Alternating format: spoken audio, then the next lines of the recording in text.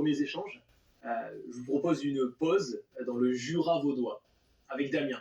Aujourd'hui, il nous emmène à la rencontre de Mario, qui est pasteur et passionné de vélo. Il nous parlera lui aussi d'endurance. C'est parti. Aujourd'hui, je me rends en Suisse, au cœur du Jura vaudois. Mario, pasteur français et cycliste compétiteur, m'attend pour me faire découvrir le lien qu'il entretient entre sa pratique sportive et sa discipline spirituelle.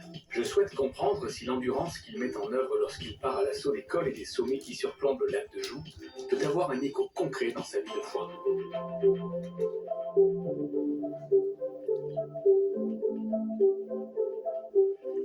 Bonjour Mario. Salut Damien. Très content de te rencontrer. Moi aussi. Sur ce paysage très paisible qu'est la Suisse. Dis-moi, tu es vraiment le passionné du cyclisme ici? D'où te vient cette passion? J'ai envie de comprendre. Écoute, j'ai un papa qui était coureur-cycliste. Très tôt, très jeune, enfant, il m'a communiqué cette passion pour le cyclisme. Comme je dis souvent, voilà, j'ai été vacciné avec un rayon de vélo. Okay. Mon premier vélo m'a été offert par mon grand-père, qui n'avait pas beaucoup d'argent, mais voilà, il voulait faire plaisir à son premier petit-fils. Et il m'a offert mon premier petit vélo rouge. À l'époque, j'avais à peine 3 ans. Alors, je crois que tu en as fait très bon usage, parce que très jeune, tu as eu une belle carrière, un beau pédigré, et tu as gagné plusieurs victoires. Mes premières compétitions, c'est à l'âge de 14 ans, où rapidement, voilà, adolescent, j'ai gagné plusieurs courses.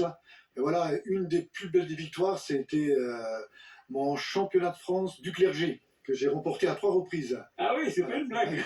C'est une fois par an, le 1er mai, il y a un championnat de France, c'est ouvert aux pasteurs, évêques, prêtres, voilà, tout ce qui touche le monde religieux. Alors moi, j'aimerais bien comprendre le lien que tu fais entre ta foi personnelle et puis cet esprit un peu compétitif finalement. Quand j'ai lu la Bible pour les premières fois, je me suis aperçu que ça parlait de sport. Le chrétien est un athlète. Il y a le départ de la vie chrétienne, c'est la conversion, la rencontre avec Dieu. Il y a des luttes, il y a des combats, il y a des épreuves, il y a des rencontres. Mais la foi, c'est quelque chose qui t'amène à une endurance, à une persévérance. Et la ligne d'arrivée, c'est le ciel, c'est l'éternité.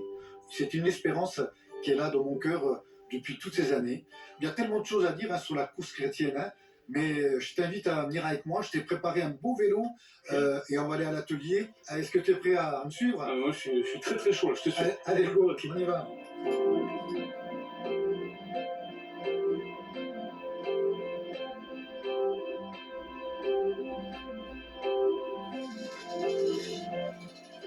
Alors Mario, quand tu prépares une compétition, une course, comment tu te prépares? La priorité, c'est le matériel. Voilà, le réglage est très très important parce que parfois ça joue au millimètre près. Il y a aussi bien dormir, bien récupérer. Également l'alimentation qui est très importante. Voilà, j'aime beaucoup cette citation qui nous dit « un esprit sain dans un corps sain ». Ça, c'est très important et dans les domaines pour l'athlète, le sportif, d'avoir une excellente hygiène de vie. Moi, j'en fais un parallèle comme le sportif qui est en action, il est en mouvement. Et notre foi, c'est pareil. Ma foi, je l'alimente par la nourriture qui est la parole de Dieu. Je l'alimente chaque jour. Tu as la foi, c'est pas quelque chose d'acquis, mais tu dois l'entretenir. Quand j'arrive au sommet d'un col, voilà, je pose mon vélo et voilà, et je contemple, je regarde et je me dis quelle belle création. Au sommet d'une montagne, tu peux vivre une relation, une communion avec Dieu. Quand je sors de mon temps de prière, de ma communion avec Dieu, ça me booste, ça me fortifie pour démarrer la journée. Il en est de même avec la pâte de fruits, tu vois, quand tu es affaibli, voilà, tu as un coup de pompe, c'est du sucre rapide, ça te donne des forces et ça te permet voilà, d'avancer. Si je ne me trompe pas, tu es en train de comparer la prière à la pâte de fruits, c'est ça? Voilà, c'est un stimulant, ouais. Ça fortifie, ça booste. Bon, on fait quoi alors? On a préparé les vélos, on y va? Écoute, on est dans un pays de montagne, on est en Suisse. Alors, je t'invite à monter avec moi un beau col qui est le Marcherue. Voilà, je pense que ça va être un beau défi pour toi. Je te suis. Allez, on va ensemble.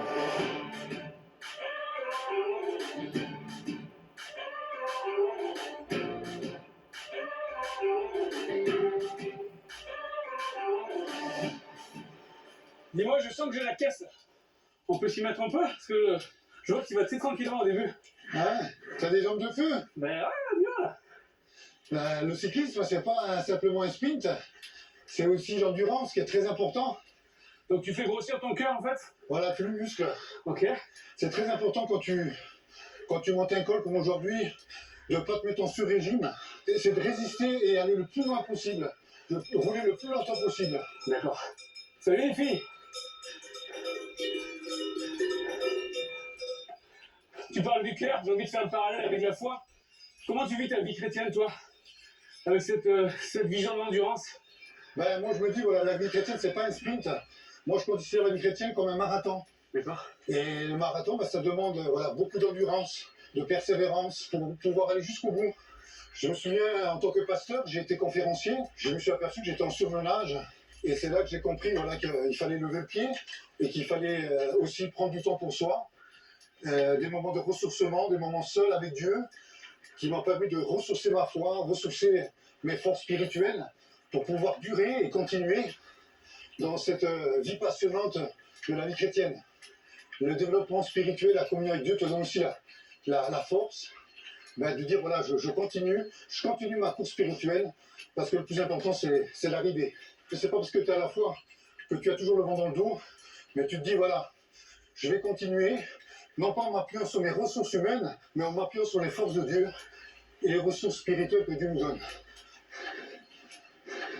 Bon, il n'y a pas un moment quand même où on se met un petit coup de sprint, on y va pas? Bah écoute, moi je suis partant, hein. Ouais. On y va? Allez, go! Allez, go.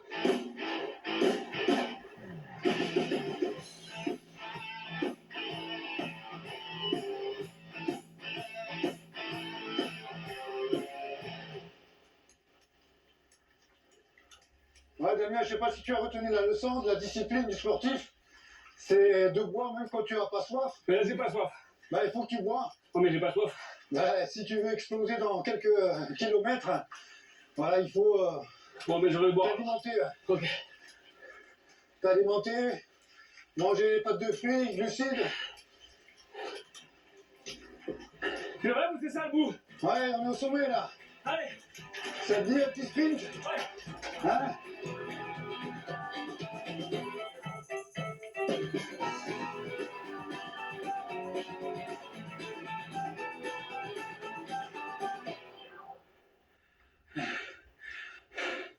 Tu vois, il y a une belle satisfaction quand tu atteins le but, hein? Hein, c'est un moment intense, c'est de joie. Plein de joie. Dans la discipline, il y a aussi une motivation. Quand tu te disciplines, lorsque tu vas jusqu'au bout, c'est la récompense. Alors là, j'ai pas la récompense, j'ai pas vu de médaille, mais déjà d'être là, je suis content. Ben écoute, moi j'ai eu quelque chose d'encore plus beau qu'une médaille, Ah qui bon? va te faire énormément plaisir. Écoute, j'ai dans ma poche, c'est la fameuse pâte de fruits. Voilà, celle qui booste, celle qui ressource, celle qui donne de l'énergie. Voilà, et tu l'as mérité, franchement tu l'as mérité. Voilà, bravo à toi. Merci.